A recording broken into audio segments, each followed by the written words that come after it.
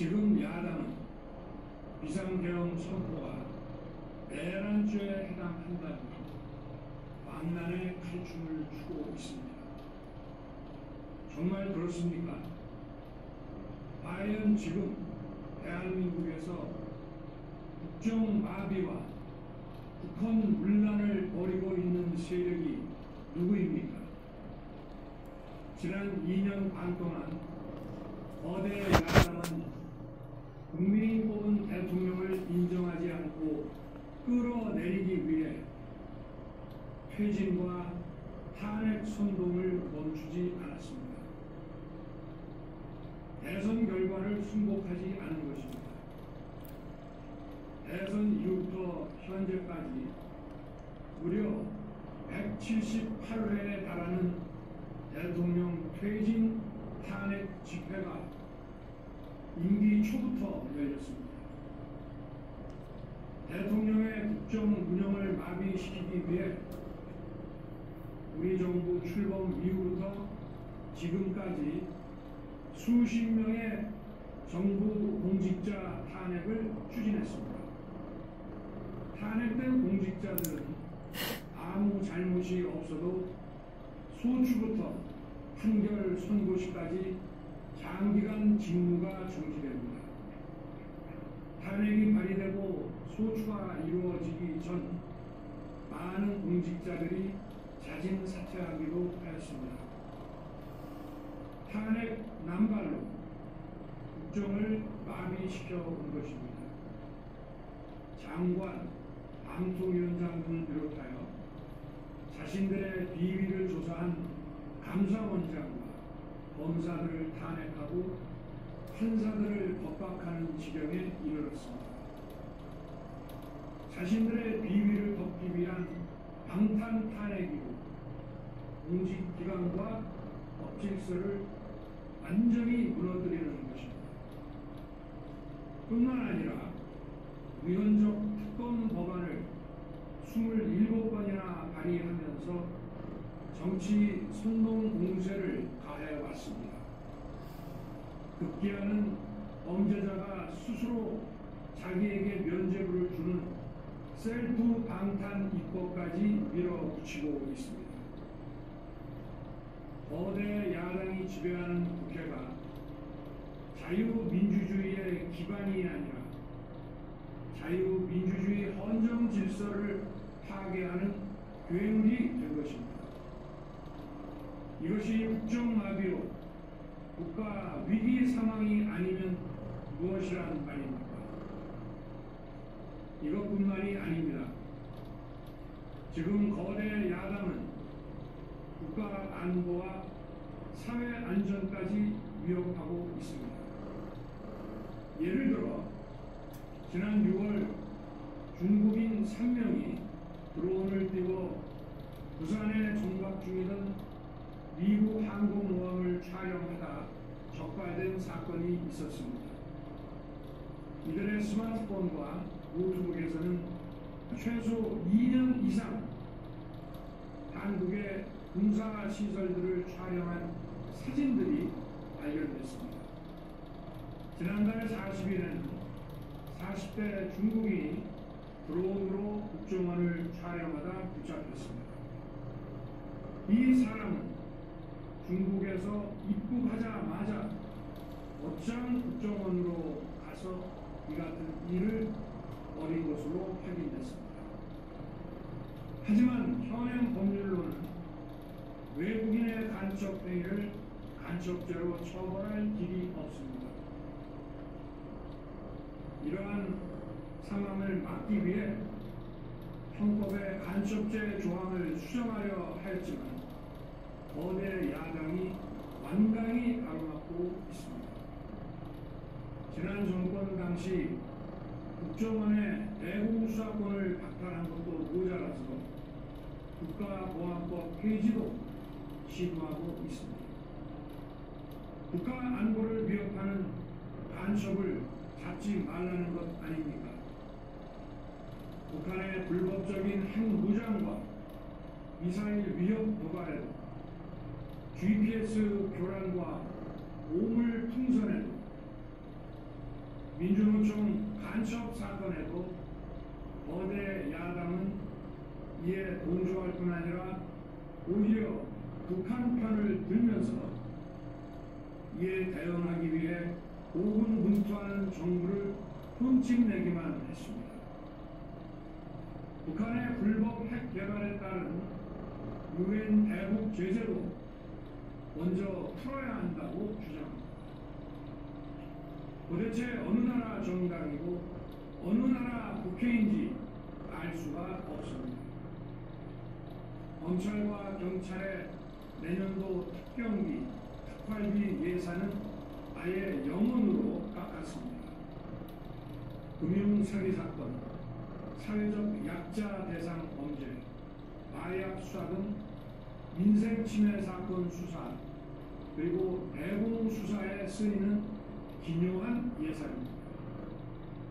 마약, 딥페이크 범죄 대응 예산까지도 대폭 삭감했습니다. 자신들을 향한 수사 방해를 넘어 마약 수사, 조폭 수사와 같은 민생사범 수사까지 가로막는 것입니다. 대한민국을 간첩 천국, 마약 소굴, 조폭 나라로 만들겠다는 것 아닙니까? 이런 사람들이야말로 나라를 망치려는 반국가 세력 아닙니까? 그래놓고 자신들의 특권을 유지하기 위한 국회 예산은 오히려 늘렸습니다.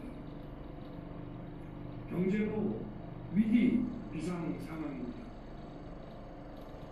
거대 야당은 대한민국의 성장 동력까지 꺼뜨리려고 하고 있습니다. 민주당이 삭감한 내년 예산 내역을 보면 잘 알 수 있습니다.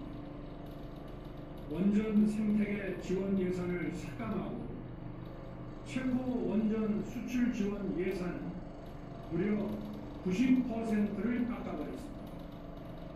차세대 원전 개발 관련 예산은 거의 전액을 삭감했습니다. 기초과학연구, 양자, 반도체, 바이오 등 미래 성장 동력 예산도 대폭 삭감했습니다. 동해가스전 시추 예산, 이른바 대왕고래 사업 예산도 사실상 전액 삭감했습니다. 청년 일자리 지원 사업, 취약계층 아동 자산 형성 지원 사업, 아이들 돌봄 수당까지 손을 댔습니다. 산업 생태계 조성을 위한 혁신 성장 펀드, 강소기업 육성 예산도 삭감했습니다.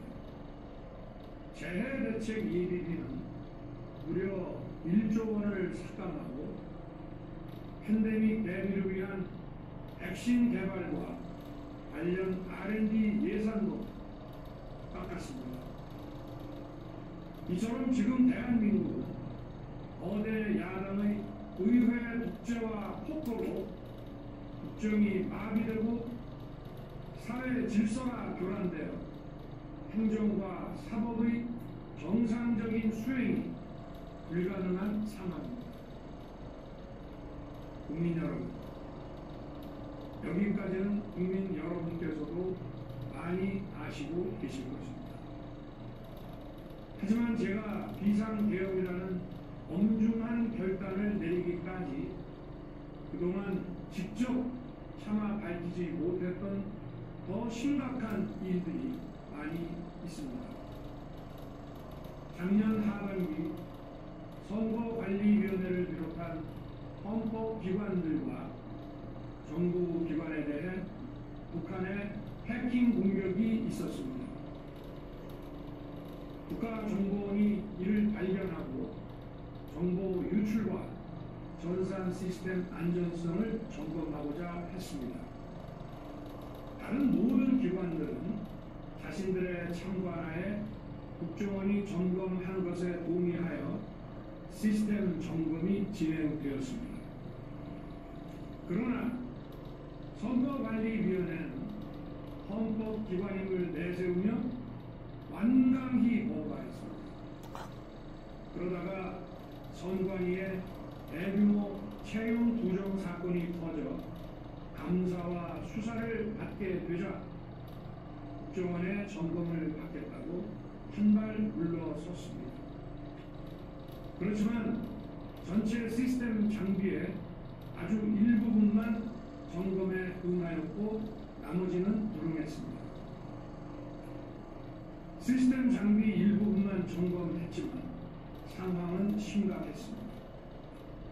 국정원 직원이 해커로서 해킹을 시도하자 얼마든지 데이터 조작이 가능하였고 방화벽도 사실상 없는 것이나 마찬가지였습니다. 비밀번호도 아주 단순하여 1, 2, 3, 4, 5 같은 식이었습니다. 시스템 보안관리 회사도 아주 작은 규모의 전문성이 매우 부족한 회사였습니다. 저는 당시 대통령으로서 국정원의 보고를 받고 충격에 빠졌습니다. 민주주의의 핵심인 선거를 관리하는 전산 시스템이 이렇게 엉터리인데 어떻게 국민들이 선거 결과를 신뢰할 수 있겠습니까? 선관위도 국정원의 보안 점검 과정에 입회하여 직접 보았지만 자신들이 직접 데이터를 조작한 일이 없다는 변명만 되풀이할 뿐이었습니다. 선관위는 헌법기관이고 사법부 관계자들이 위원으로 있어 영장에 의한 압수수색이나 강제 수사가 사실상 불가능합니다. 스스로 협조하지 않으면 진상규명이 불가능합니다. 지난 24년 4월 총선을 앞두고도 문제 있는 부분에 대한 개선을 요구했지만 제대로 개선되었는지는 알 수 없습니다. 그래서 저는 이번에 국방장관에게 선관위 전산 시스템을 점검하도록 지시한 것입니다. 최근 거대 야당 민주당이 자신들의 비리를 수사하고 감사하는 서울중앙지검장과 검사들, 헌법기관인 감사원장을 탄핵하겠다고 하였습니다. 저는 이제 더 이상은 그냥 지켜볼 수만 없다고 판단했습니다. 뭐라도 해야 되겠다고 생각했습니다. 이들은 이제 곧 사법부에도 탄핵의 칼을 들이댈 것이 분명했습니다. 저는 비상계엄령 발동을 생각하게 되었습니다. 거대 야당이 헌법상 권한을 남용하여 위헌적 조치들을 계속 반복했지만 저는 헌법의 틀 내에서 대통령의 권한을 행사하기로 했습니다. 현재의 망국적 국정마비 상황을 사회 교란으로 인한 행정사법의 국가기능 붕괴 상태로 판단하여 계엄령을 발동하되 그 목적은 국민들에게 거대 야당의 반국가적 폐악을 알려 이를 멈추도록 경고하는 것이었습니다. 그럼으로써 자유민주주의 헌정질서의 붕괴를 막고 국가 기능을 정상화하고자 하였습니다. 사실 12월 4일 계엄 해제 이후 민주당에서 감사원장과 서울중앙지검장 등에 대한 탄핵안을 보류하겠다고 발표하여 짧은 시간의 계엄을 통한 메시지가 일정 부분 효과가 있었다고 생각했습니다. 그러나 이틀 후 보류하겠다던 탄핵 소추를 그냥 해버렸습니다. 비상계엄의 명분을 없애겠다는 뜻이었습니다. 애당초 저는 국방장관에게 때와는 달리 계엄의 형식을 빌려 작금의 위기 상황을 국민들께 알리고 호소하는 비상조치를 하겠다고 했습니다. 그래서 질서 유지에 필요한 소수의 병력만 투입하고 실무장은 하지 말고 국회의 계엄 해제 의결이 있으면 바로 병력을 철수시킬 것이라고 했습니다. 실제로 국회의 계엄 해제 의결이 있자 국방부 청사에 있던 국방장관을 제 사무실로 오게 하여 즉각적인 병력 철수를 지시하였습니다. 제가 대통령으로서 발령한 이번 비상조치는 대한민국의 헌정 질서와 북한을 망가뜨리려는 것이 아니라 국민들에게 망국의 위기 상황을 알려드려 헌정 질서와 북한을 지키고 회복하기 위한 것입니다. 소규모이지만 병력을 국회에 투입한 이유도 거대 야당의 망국적 행태를 상징적으로 알리고 계엄 선포 방송을 본 국회 관계자와 시민들이 대거 몰릴 것을 대비하여 질서 유지를 하기 위한 것이지 국회를 해산시키거나 기능을 마비시키려는 것이 아님은 자명합니다. 300명 미만의 실무장하지 않은 병력으로 그 넓디 넓은 국회 공간을 상당 기간 장악할 수 없는 것입니다. 과거와 같은 계엄을 하려면 수만 명의 병력이 필요하고 광범위한 사전 논의와 준비가 필요하지만 저는 국방장관에게 계엄령 발령 담화 방송으로 국민들께 알린 이후에 병력을 이동시키라고 지시했습니다. 그래서 10시 30분 담화 방송을 하고 병력 투입도 11시 30분에서 12시 조금 넘어서 이루어졌으며 1시 조금 넘어 국회의 계엄 해제 결의가 있자 즉각 군 철수를 지시하였습니다. 결국 병력이 투입된 시간은 한두 시간 정도에 불과합니다. 만일 국회 기능을 마비시키려 했다면 평일이 아닌 주말을 기해서 계엄을 발동했을 것입니다. 국회 건물에 대한 단전 단수 조치부터 취했을 것이고 방송 송출도 제한했을 것입니다. 그러나 그 어느 것도 하지 않았습니다.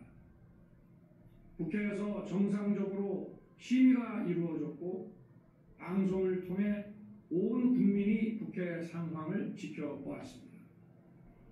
자유민주 헌정 질서를 회복하고 수호하기 위해 국민들께 망국적 상황을 호소하는 불가피한 비상조치를 했지만 사상자가 발생하지 않도록 안전사고 방지에 만전을 기하도록 하였고 사병이 아닌 2사관 이상 정예 병력만 이동시키도록 한 것입니다.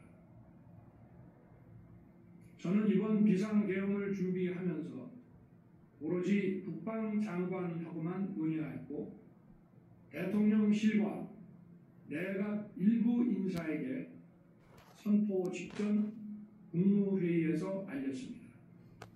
각자의 담당 업무 관점에서 우려되는 반대 의견 개진도 많았습니다. 저는 국정 전반을 보는 대통령의 입장에서 현 상황에서 이런 조치가 불가피하다고 설명했습니다. 군 관계자들은 모두 대통령의 비상계엄 발표 이후 병력 이동 지시를 따른 것이니만큼 이들에게는 전혀 잘못이 없습니다. 그리고 분명히 말씀드리지만 저는 국회 관계자의 국회 출입을 막지 않도록 하였고 그래서 국회의원과 엄청나게 많은 인파가 국회 마당과 본관, 본회의장으로 들어갔고 계엄해제 안건 심의도 진행된 것입니다. 그런데도 어떻게든 내란죄를 만들어 대통령을 끌어내리기 위해 수많은 허위 선동을 만들어내고 있습니다. 도대체 2시간짜리 내란이라는 것이 있습니까? 질서 유지를 위해 소수의 병력을 잠시 투입한 것이 폭동이란 말입니까? 거대 야당이 거짓 선동으로 탄핵을 서두르는 이유가 무엇이겠습니까? 단 하나입니다. 거대 야당 대표의 유죄 선고가 임박하자 대통령의 탄핵을 통해 이를 회피하고 조기 대선을 치르려는 것입니다. 국가 시스템을 무너뜨려서라도 자신의 범죄를 덮고 국정을 장악하려는 것입니다. 이야말로 국헌문란 행위 아닙니까? 맞습니다. 저를 탄핵하든 수사하든 저는 이에 당당히 맞설 것입니다. 저는 이번 계엄 선포와 관련해서 법적, 정치적 책임 문제를 회피하지 않겠다고 이미 말씀드린 바 있습니다. 저는 대통령 취임 이후 지금까지 단 한순간도 개인적인 인기나 대통령 임기, 자리 보존에 연연해 온 적이 없습니다. 자리 보존 생각만 있었다면 국헌문란 세력과 구태여 맞서 싸울 일도 없었고 이번과 같이 비상계엄을 선포하는 일은 더더욱 없었을 것입니다. 5년 임기 자리 지키기에만 매달려 국가와 국민을 외면할 수 없었습니다. 저를 뽑아주신 국민의 뜻을 저버릴 수 없었습니다. 하루가 멀다 하고 다수의 힘으로 입법 폭거를 일삼고 오로지 반찬에만 현안되어 있는 거대 야당의 의회 독재에 맞서 대한민국의 자유민주주의와 헌정 질서를 지키려 했던 것입니다. 그 길밖에 없다고 판단해서 내린 대통령의 헌법적 결단이자 통치 행위가 어떻게 내란이 될 수 있습니까? 맞습니다. 대통령의 비상계엄 선포권 행사는 사명권 행사, 외교권 행사와 같은 사법심사의 대상이 되지 않는 통치 행위입니다. 국민 여러분, 지금 야당은 저를 중범죄자로 몰면서 당장 대통령직에서 끌어내리려 하고 있습니다. 만일 망국적 국헌문란 세력이 이 나라를 지배한다면 어떤 일이 벌어지겠습니까? 안 돼요. 위헌적인 법률, 셀프 면죄부 법률, 경제 폭망 법률들이 국회를 무차별 통과해서 이 나라를 완전히 부술 것입니다. 원전산업, 반도체 산업을 비롯한 미래 성장 동력은 고사될 것이고 중국산 태양광 시설들이 전국의 산림을 파괴할 것입니다. 우리 안보와 경제의 기반인 한미 동맹, 한미일 공조는 또다시 무너질 것입니다. 북한은 핵과 미사일을 고도화하여 우리의 삶을 더 심각하게 위협할 것입니다. 그러면 이 나라 대한민국의 미래가 어떻게 되겠습니까? 간첩이 활개치고 마약이 미래 세대를 망가뜨리고 조폭이 설치는 그런 나라가 되지 않겠습니까?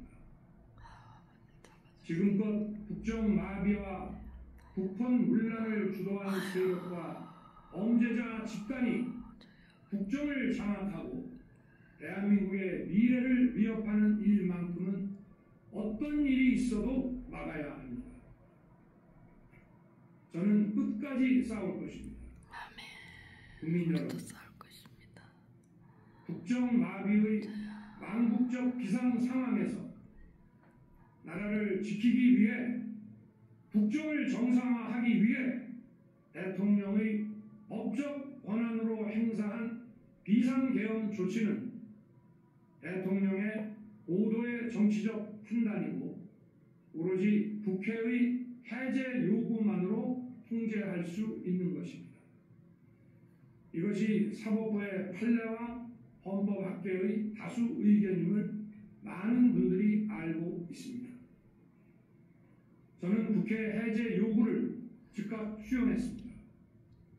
계엄 발령 요건에 관해 다른 생각을 가지고 계신 분들도 있습니다만 나라를 살리려는 비상 조치를 나라를 망치려는 내란 행위로 보는 것은 여러 헌법학자와 법률가들이 지적하는 바와 같이 우리 헌법과 법 체계를 심각한 위험에 빠뜨리는 것입니다. 저는 묻고 싶습니다. 지금 여기저기서 광란에 칼춤을 추는 사람들은 나라가 이 상태에 오기까지 어디서 도대체 무엇을 했습니까? 대한민국의 상황이 위태롭고 위기에 놓여 있다는 생각도 전혀 하지 않았다는 말입니까? 공직자들에게 당부합니다. 엄중한 안보 상황과 글로벌 경제 위기에서 국민의 안전과 민생을 지키는 일에 흔들림 없이 매진해 주시기 바랍니다. 국민 여러분, 지난 2년 반 저는 오로지 국민만 바라보며 자유민주주의를 지키고 재건하기 위해 불의와 부정, 민주주의를 가장한 폭거에 맞서 싸웠습니다. 피와 땀으로 지켜온 대한민국, 우리의 자유민주주의를 지키는 길에 모두 하나가 되어주시길 간곡한 마음으로 호소드립니다. 저는 마지막 순간까지 국민 여러분과 함께 싸우겠습니다. 짧은 시간이지만 이번 계엄으로 놀라고 불안하셨을 국민 여러분께 다시 한번 사과드립니다.